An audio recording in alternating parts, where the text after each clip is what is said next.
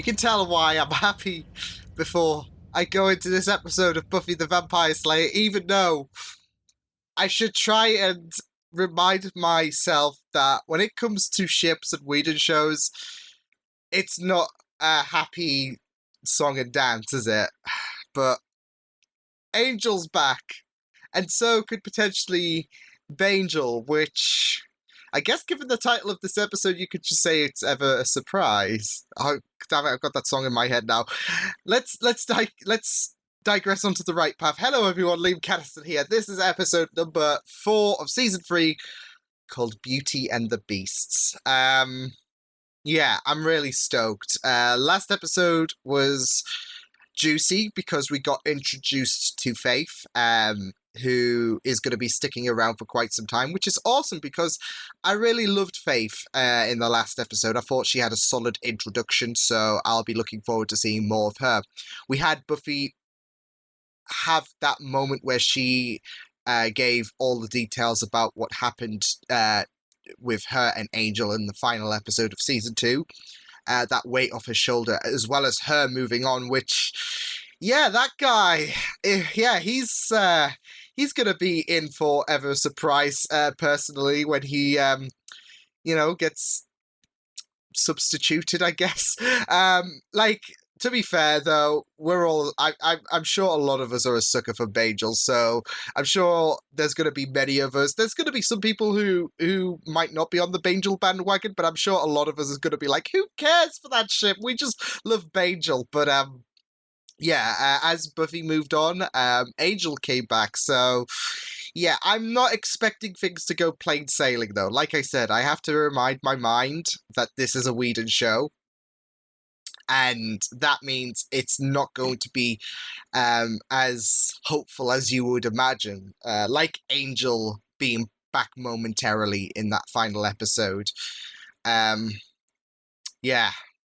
But that doesn't matter now because Angel's back. This is episode number 4 of season 3 for Buffy the Vampire Slayer. Let's go. Paige, I put those towels up for privacy. No worries. I can handle the odds, full Monty. I mean, not handle, like hands to flesh. Yes, we get it. Okay, well, it's not for you. It's for me. Because I'm still getting used to half a Monty. Oh, good. Half? You and Oz? Oh, God, here Which we half? go. Wouldn't you like to know? Hey! More magical tonight on the third night.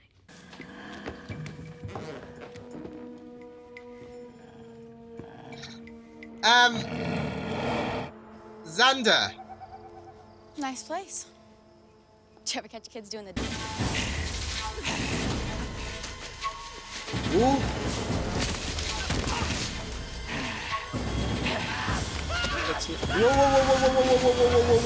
Whoa.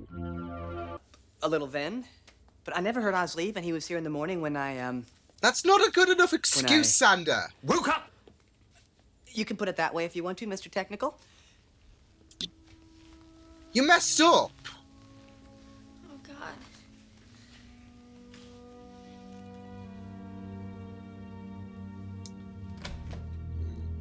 Would it be Oz? Like, I hope it's not Oz. Pope.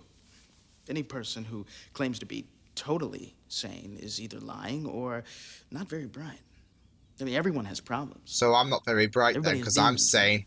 Gotta say I'm with you on that. Excellent. So the hope I bring you is demons can be fought. People can Buffy change. knows that too well. You can change. Now, your turn. Let's start with why you ran away. And then he... Changed. You could definitely say that again. You got mean. You could definitely say that again. And you didn't stop loving him. And you could definitely say that again. Look, lots of people lose themselves in love. It's no shame. Right? They write songs about it. The hitch is, you can't stay lost. Sooner or later, you have to get back to yourself. What? It's gonna happen soon.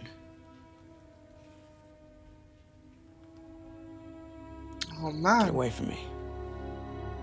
My heart breaking. Come on, no, let's not do this. Oh!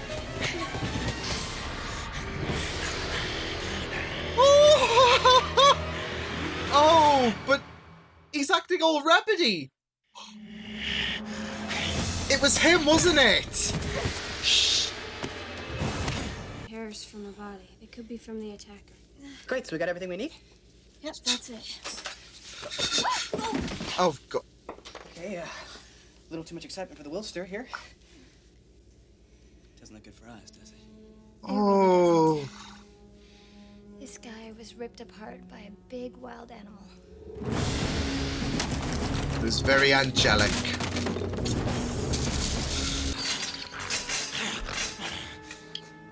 This is not doing Buffy's mind any good.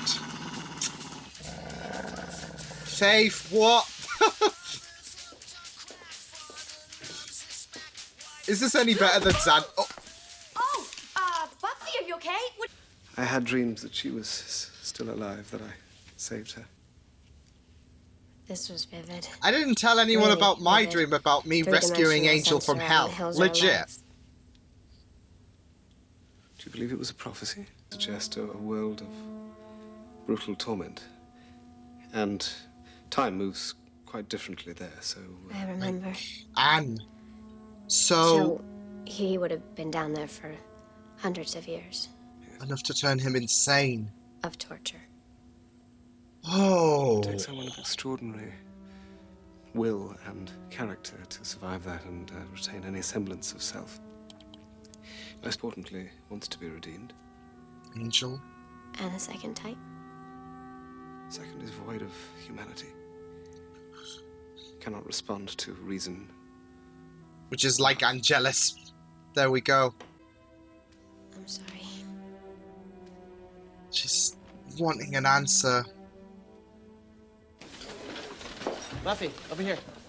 I think Giles knows that, yeah, Hey. it is more than just a dream. I can't. That's really sweet. And I wish I didn't have to, but I just remembered that I Yeah. do, so... It's gonna suck for him when he finds out about the angel thing. Check out Scotty liking the manic depressive chick.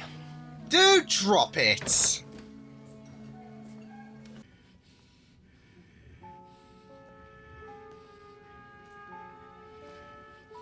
Wait for it. There we go.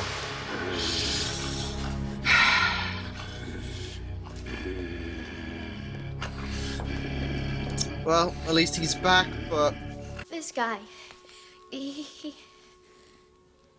gotta... Oh, damn. He's come back.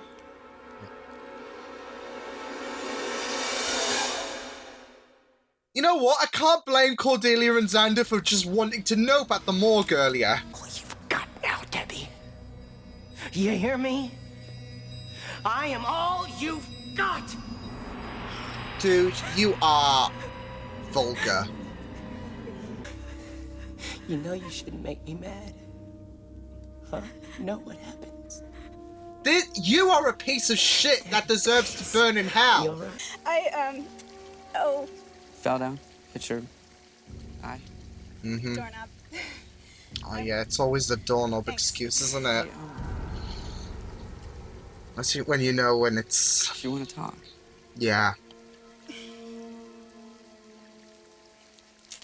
Thanks again for the notes. Like other guys, is he, Debbie? I gotta go. You have to talk to us. We can't help you until She's, you do. I didn't yeah, ask she's for your help. scared Well, when are you going to? internally. I mean, if Pete kills you, it'll pretty much be too late. Debbie, we're running out of time. You find him? I don't know. You're lying. What if I am? What are you gonna do about it? Wrong question. Look at yourself. Why are you protecting him? Anybody who really loved you couldn't do this to you. Exactly. People who do this are beyond scum. They're parasites. Serious. Something's gonna happen that you probably won't believe. Oh boy. Oh, what the hell is this exorcist shit? Or you might. No, we still got faith in you, Oz.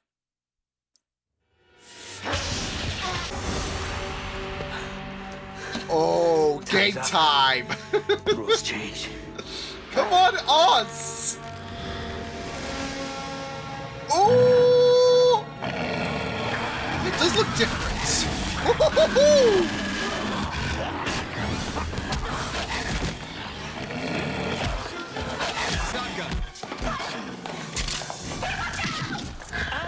Oh no! Right, bloody priceless.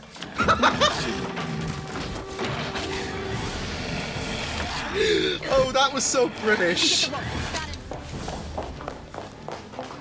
what did I expect from a screw-up like you?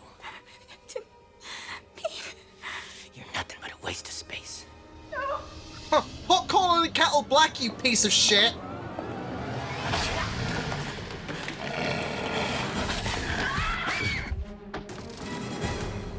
God.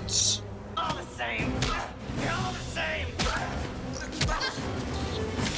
I have the urge to kill right now. Oh no! It's up for you, buddy!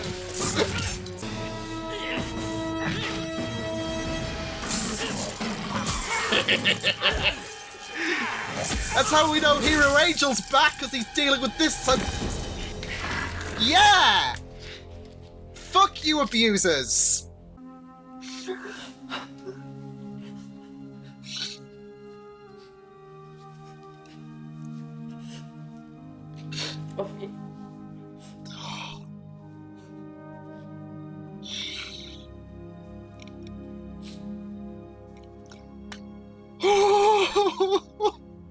So he makes this potion to become super macho. The only thing was, after a while, he didn't need the potion to turn into a bad guy. Did it just fine on his own. So it was like a real killing. He wasn't under the influence of anything? Just himself. Things born of fire and roof were his. Yet he retained his wildness and wiliness. And from the depths of the forest, the call still sounded. Nice. That was beautiful. That was beautiful. First of all, sorry it got dark. It got real dark weather-wise real quick, but yeah. Damn, that was really, it was infuriating because abusers are they make me sick to my stomach, and yeah, it was just so horrifying seeing what happened to Debbie, and the worst part is this experiment that he conducted consumed him. It seemed to have consumed him to a point where it became natural for him to lash out and get really, really abusive. But it was rough. But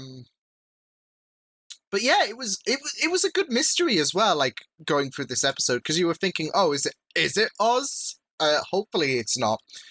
And then you were thinking, oh, it's Angel because he's all rabid, but it turns out it wasn't. So I really, really liked that late trigger on this episode where they just fired the ultimate twist. Oh, it's this guy. So yeah, but great episode though. So that's better, more clearer, isn't it?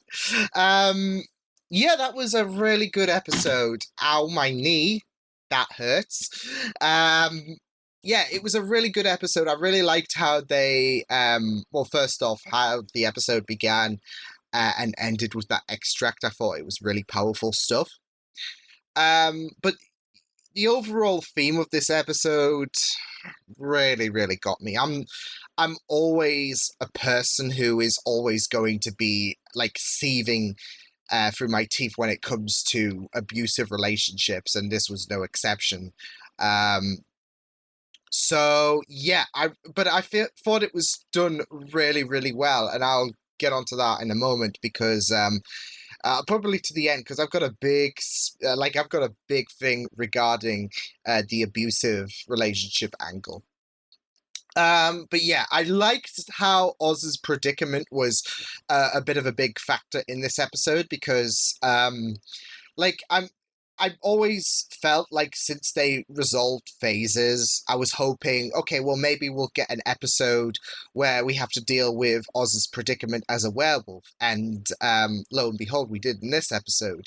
Like, they don't have to do it every month of the year, like a story. Okay, well, this month for Oz, this is going to be his werewolf story. It could just be quiet for certain months.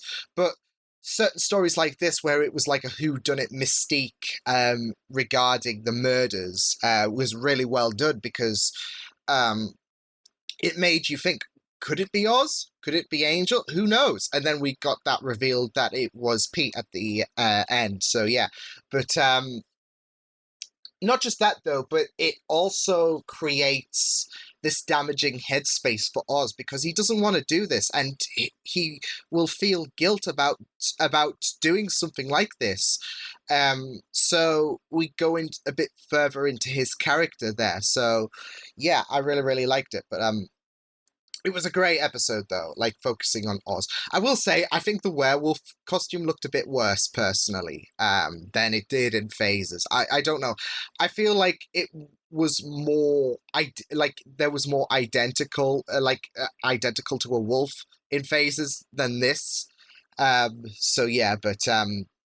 it was still really good to see Oz in that predicament, as well as that strain that we had with Willow and Oz, because of this whole scenario. So yeah, it's not an easy ride, the werewolf journey, and I'm glad, even though like Willow has accepted that Oz can do nothing about this, but they just have to take the brunt of this every month, that there still is that strain, because like you said, turning into a werewolf is nothing you could just sweep under the rug, obviously. So yeah, although I am so glad everyone called out, like, well, that Xander was basically called out for his negligence, and even Giles was really pissed.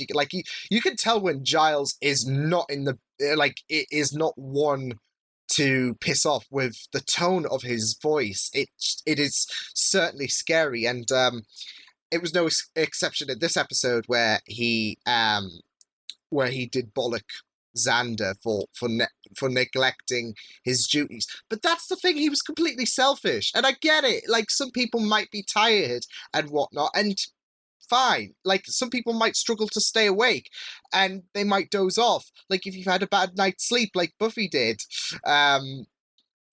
Like, it might be a struggle. But the first thing Xander did was put his bloody head on a bloody book, and I feel that's completely selfish. So yeah, and then he does try to justify himself, but that's the thing. First thing he does, goes to nap, no biggie, because he thinks, oh, it's all good. It's all good. Nothing bad will happen. But like, unless you do master your human clock, because like I have this thing where like I'm like, okay, well, sometimes when my internet was slow, now that's gone, I would have to render reactions, extended reactions in my sleep. So I would tell myself, okay, human body, brain, wake me up at this time, and it would wake me up around that time, so I could upload the extended reaction, whilst that took like an hour and whatnot, because yeah, that was how bad my internet was. Like I said, no longer the case, and I'm a happy boy. So yeah, yeah, but unless you've mastered the human body clock, then you should really take this with a bit more sincerity in case anything does happen. So yeah, and things happened, and Oz felt an ounce of guilt for something that he didn't do, but at the time he thought, okay, well, this might be my fault, but I don't know, because no one kept a watchful eye over me, because some people prefer to sleep. So yeah, I know I'm getting on a bit of a rant on Xander, but like, it was reckless. Liked Faith in this episode as well. Like, we didn't get too much about her, but like, she seems to be molding in with the group well, which is really, really nice, as well as her and Buffy just bantering as well. So yeah, she got quite deep in certain aspects. like talking about men, beasts and whatnot, and um, there was a quote that I've heard like countless times, but she then deviated to like screwing, and I've never heard it be referred to that before. So yeah, so yeah, but Faith was still pretty good, as well as helping out Oz. So yeah, that was awesome. We also got some really nice scenes between Buffy and Giles, especially when they were talking about like the dream that Buffy tried to play it off as a dream, but part of her knows it was real. But like she's keeping Angel a bit of a secret, and I think with good reason, because I think there would be a lot of uncertainty. Like I feel for Giles especially, how would he react to Angel? Not Angelus, but Angel, because that will be pretty awkward. So I guess until the time is right, Buffy is going to keep Angel a secret. That's not going to last long though, because secrets never do. So yeah. But it was great because we got an indication about Angel and why he was the way he was. But this is the thing, like, before it was established, I kind of felt that Angel was the way he was because of how time moves differently to hell, because we go back to Anne and how it was like 100 years in a day, and we saw those people who lost themselves. Same with Angel. Angel lost himself. So it was quite longer, as Buffy expressed it, hundreds and hundreds of years, especially since we're talking 4 months, I'm guessing, since Angel was stabbed and sent to hell. So yeah, that's like, that would be around 1,000 years, like over 1,000 years, surely, would it? Like, I think so, yeah. Oi.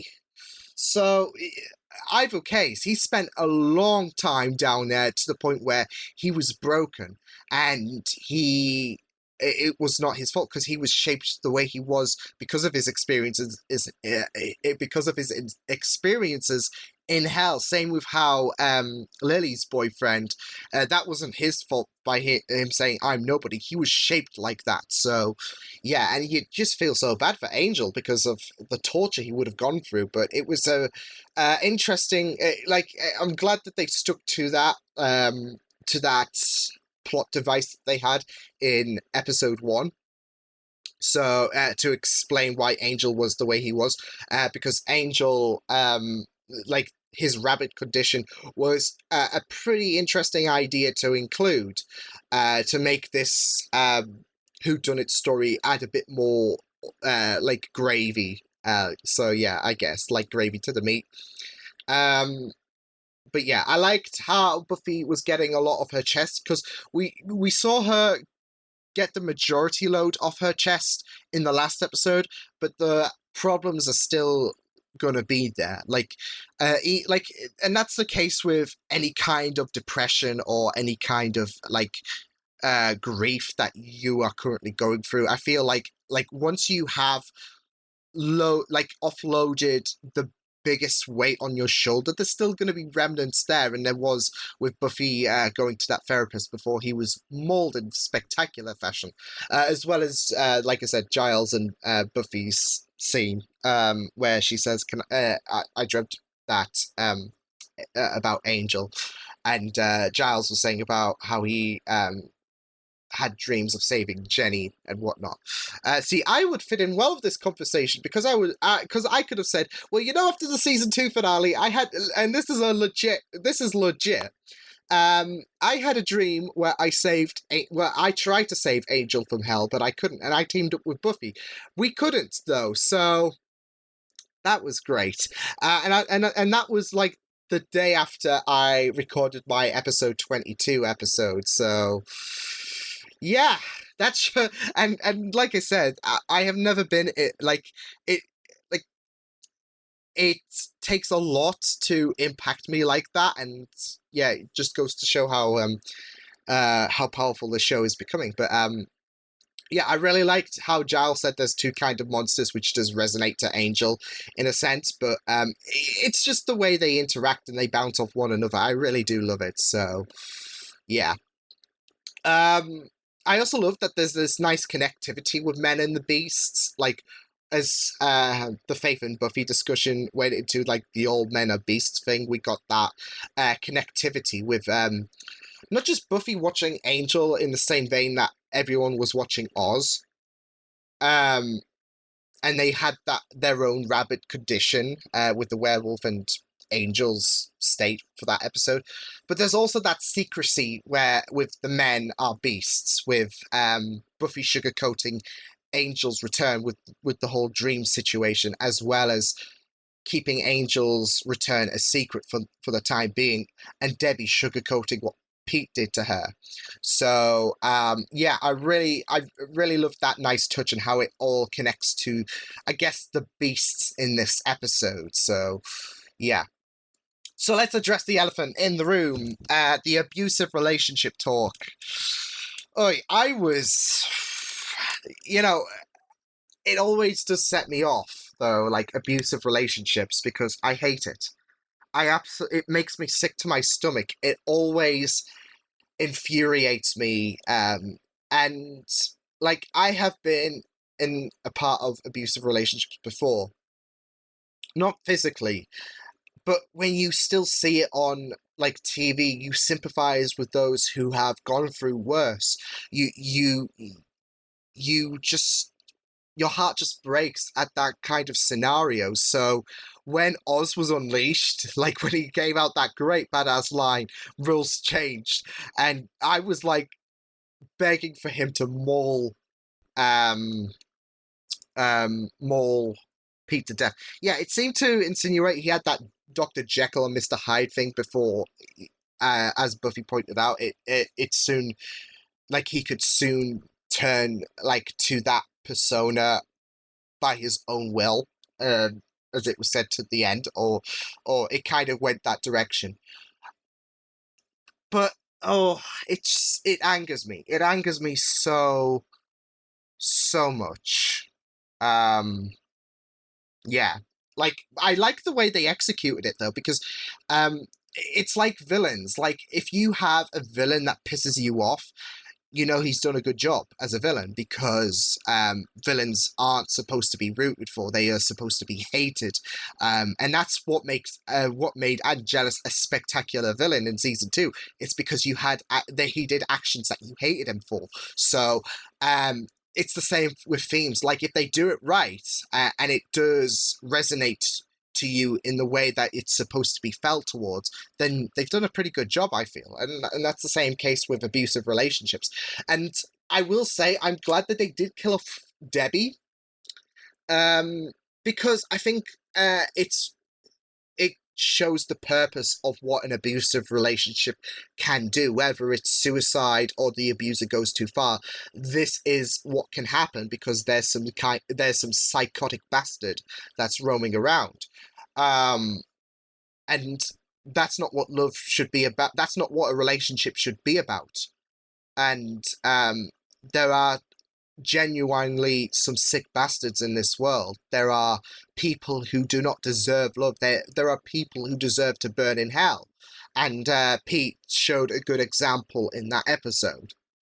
But yeah, like I said, like when you do it right, you will see me angry. Like, you will, like, if there's an abusive relationship thing going on, and if they do it right, I won't hold back. I will root for the abuser to get his just desserts. I will root for that abuser to just burn in hell, to experience the most excruciating pain ever, because I hate abusers so much. So, yeah.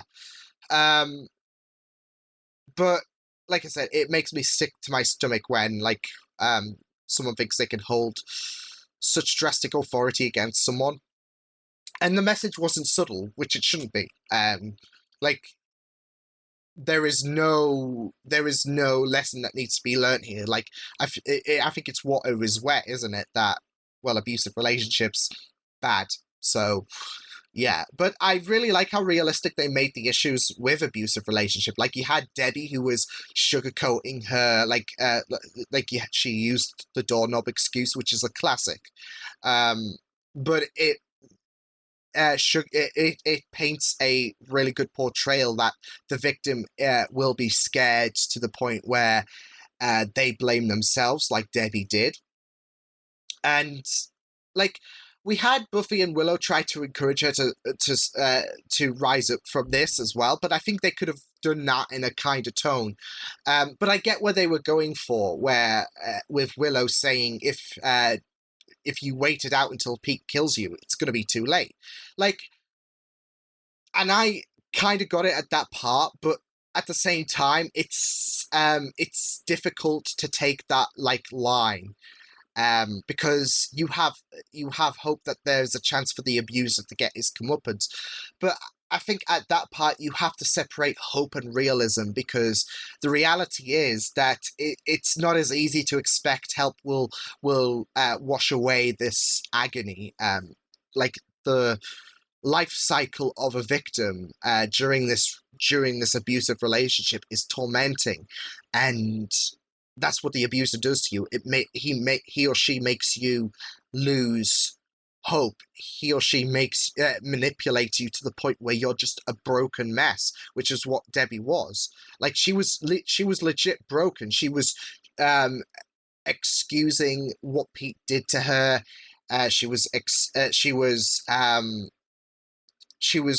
trying to, like, she was basically saying that she was trying to throw off the Willow and Buffy help, because that's the thing. Like, you're so broken to that point where you feel completely helpless and you feel like there is no hope, that they have won. So yeah, and that's sad. It's sad, but it's true. And like I said, it paints it makes you sick inside. And that's how I always feel whenever you see this kind of scenario happen. So, yeah, but like I said, I think they did a good job at showcasing the pain of the victim, like, even to the point where Debbie died, because, like I said, this is how far it can go. And, like, I like how the message wasn't subtle, but how far it can go was presented. Like, okay, battery. They showed the people how far this can go. And sadly, there are people who will let this anger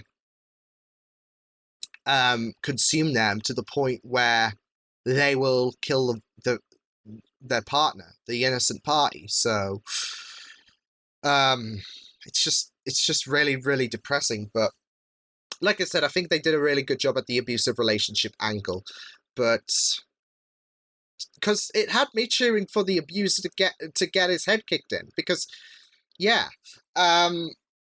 But yeah, it was a really solid episode, I feel. Like, there were some great moments with Giles and Buffy, with that therapist as well. Like, I felt like in that one scene before he got mauled, Mr. Platt, I think he was called. Yeah, I think he did a good job at being there for Buffy. So, yeah, I really liked that scene, especially. But yeah, it was a really good episode of Buffy the Vampire Slayer. Like, 4 episodes in a row, though, that season 3 has presented itself to being absolutely spectacular. It's pretty good so far. Like, because I think it was episode 4 of season 2 last year where, okay, we had a couple of nosedives with Inca Mummy Girl and Reptile Boy. And then things picked up again, so it was like a ooh. But so far it's just like an incline, so that's great. That's great to hear, because we want good seasons. We want all the good episodes, but you can't blame a season for having a few bad eggs. But yeah, that was a stunning episode of Buffy. So yeah, I will see you guys next time. Hope you guys enjoyed this reaction. You can check my videos on the right if you want to check out more of my content. You can also subscribe to my media feeds and channel if you want to. Hope you guys enjoyed this reaction. Hope you guys take care, and I will see you guys next time. Toodles!